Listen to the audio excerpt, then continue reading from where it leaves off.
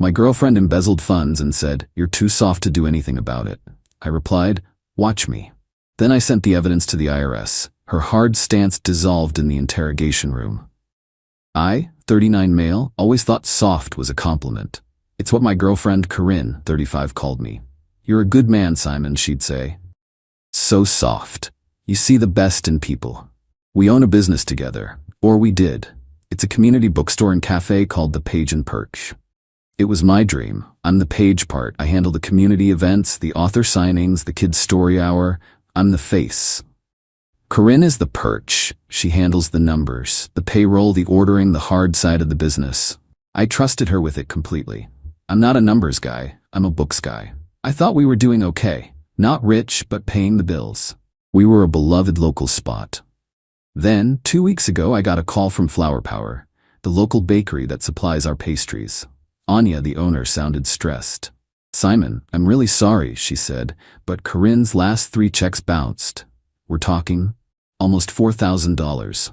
I can't extend any more credit." Bounced? I was confused. We just had a stellar sales weekend. I told Anya I'd look into it and cover it personally. Corinne was supposedly at a Women in Business leadership retreat. She'd been going to a lot of those. I'm soft, not stupid. I just hate confrontation. So I didn't call her. I logged into the business accounts. I have access. I just never use it. I stared at the screen for an hour. It wasn't just Flower Power, our main book distributor, our coffee bean supplier, all late. But the money? The money was gone. Not just low, but gone. And it was going in huge round numbers to one place. A vendor I'd never heard of. Apex Strategic Solutions, LLC. $10,000 in February. $15,000 in April. $8,000 just last week. I scrolled back. For 18 months, Corinne had been siphoning money to this consultant. It totaled over $160,000. I felt cold. The room was spinning. This wasn't a mistake. This was methodical. When Corinne got home 2 days later, I was waiting. She was tan, wearing new, very expensive-looking sunglasses, and carrying a brand-new leather attaché case. "Hey, softie," she smiled, kissing my cheek. "Miss me?" "Who is Apex Strategic Solutions?" I asked. I didn't yell. My voice was flat. Her smile didn't just fade, it snapped off. "What? Apex Strategic Solutions, you've paid them over $160,000. Our bakery checks are bouncing, Corinne. Our book supplier is about to cut us off." "Who are they?" She scoffed. Actually scoffed at me. "Simon, don't worry your pretty little head about it. It's high-level business strategy. It's diversification. It's way over your head." "Over my head?" I said. "It's our money. You're bleeding us dry." "That's not a strategy. That's theft." She dropped the attaché case. The arrogance that followed was breathtaking. She crossed her arms and her whole face hardened into someone I didn't recognize. "You're right. It's theft. And it's my money. I'm the one who makes this business work. You just sit on a stool and read The Very Hungry Caterpillar to snot-nosed kids. I built the infrastructure. I earned that money." You're admitting it?" I was floored. "Yes, I am," she said, leaning in. "And what are you going to do about it, Simon?" "Huh? We're not married. The business partnership agreement is a mess. Are you going to sue me? You don't have the money for a lawyer. You're too soft. You don't have the stomach for a real fight. You'll just get upset, and I'll console you, and you'll get over it. You always do." I just looked at her. The woman I'd loved, the woman I'd planned to. Wow. The hurt was a physical thing, like a kick to the chest, but it was immediately followed by a strange, icy calm. She was right about one thing. I don't have the stomach for a messy public fight, but I'm not soft. I'm methodical. I smiled, a tiny, thin smile. "Watch me." She laughed. "Oh, Simon, you're adorable. Now are you going to make me a welcome home cocktail, or do I have to do that myself too?" She went upstairs to unpack. I went to my office. I stayed up all night. I downloaded everything. Every bank statement, every transfer, every faked invoice. I found those too. She'd been ordering 50 units of books and billing the company for 500, then pocketing the difference before paying the late invoice. I looked up Apex Strategic Solutions LLC. It was a shell corporation registered 18 months ago. The sole registered agent? Her brother, Reed, a guy who sells wealth-building seminars on the internet. So, $160,000 in embezzled funds, sent to a shell corp. This wasn't just theft from me, this was tax fraud. Conspiracy. Embezzled money is undeclared income. I didn't call a lawyer. I didn't call the police. I went to the IRS website. I downloaded Form 210 application for award for original information, the whistleblower program. They pay 5% to 30% of the amount they recover. I meticulously filled out every single line. I attached every downloaded bank statement, every fake invoice, every text message where she mentioned her business trips.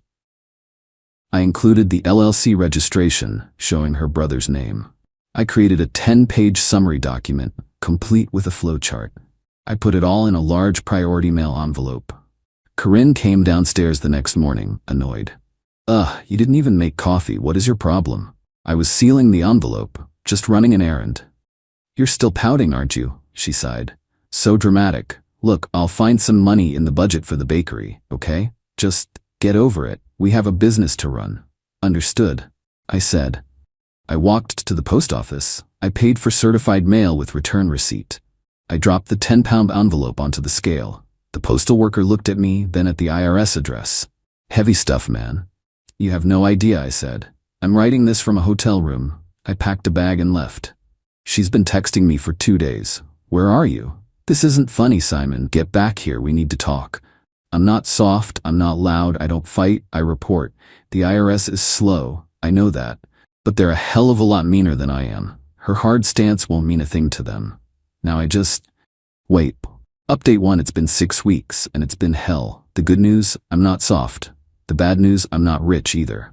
The moment Corinne realized I was gone for good, and not just pouting at a buddy's house, she went nuclear. I had to get a lawyer, a guy named Ben, who specializes in dissolving business partnerships. The first thing Ben told me was, "This is a mess, Simon. You're gonna lose the business." He was right. The Page and Perch is gone. We're in forced arbitration to dissolve the partnership. The assets are frozen, the doors are locked, the community is heartbroken. That hurts more than the money. I lost my dream. That's the realistic L I had to take. I'm living in a tiny, depressing one-bedroom apartment above a laundromat. The legal fees are eating my savings alive. Corinne, meanwhile, is still in our beautiful, jointly leased townhouse, and she's thriving. Or at least, she's acting like it. Her lawyer, who she's paying with my stolen money, is a shark. Their claim? That I am the one who mismanaged the business. That my vanity projects, that's what she calls the free kids story hour and the local poetry slams, were financially irresponsible and I drove the company into debt. That the $160,000 sent to Apex was a legitimate last-ditch effort to secure liquid capital that I, in my softness, just didn't understand. It's all lies, but it's papered. She has invoices. Fake ones, but they look real. Then came the entitlement, the sheer uncut gall. I got a Venmo request from her 3 weeks ago for $1,750. The memo, "You're half of the rent, idiot." I ignored it. She sent it again and again. Then she called me. I sent her straight to voicemail. Then she emailed me. Subject, "You are gonna make me homeless." Simon, I don't know what kind of sick, vindictive game you're playing, but you are still 50% liable for the lease on this townhouse. Your refusal to pay your half is a breach of contract. I am a single woman, and you are trying to make me homeless out of spite.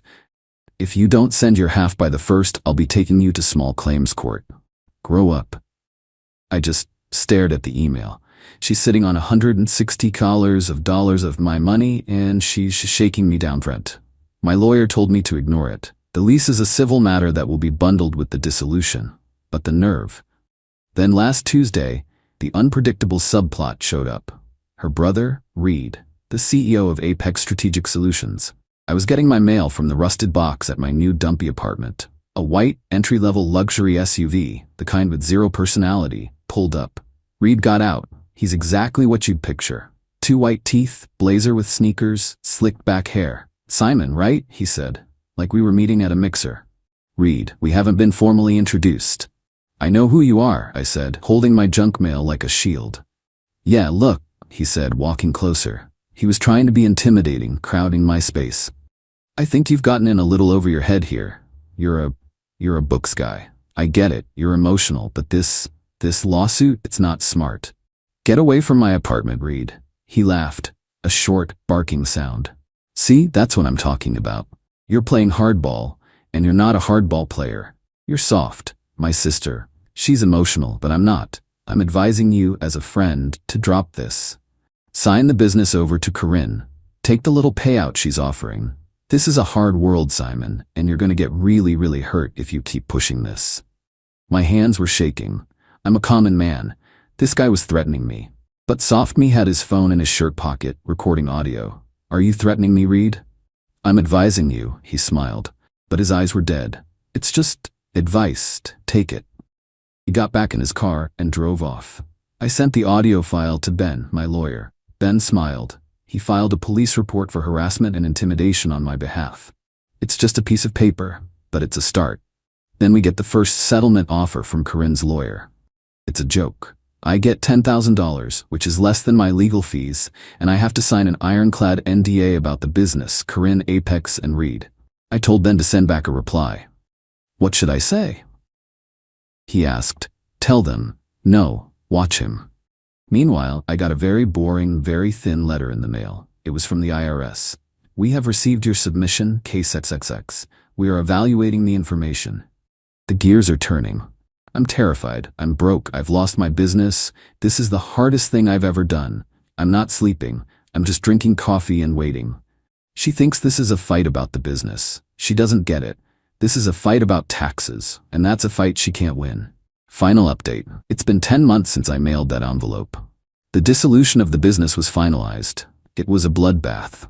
We sold the assets, the shelves, the espresso machine, the book stock for pennies on the dollar. After paying the debts Corinne ran up, I walked away with nothing. Actually, less than nothing. I'm about $40,000 in legal debt. Corinne and Reed were living large. I know because she couldn't stop posting. Her new venture, funded by Apex, was some kind of life coaching/consulting brand.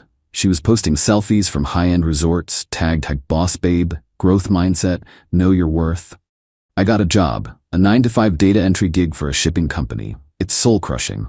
I sit in a cubicle, I type numbers, I go home to my crappy apartment. For months I felt defeated. Soft, like she'd won. Then 3 weeks ago I got a call from Anya, the bakery owner.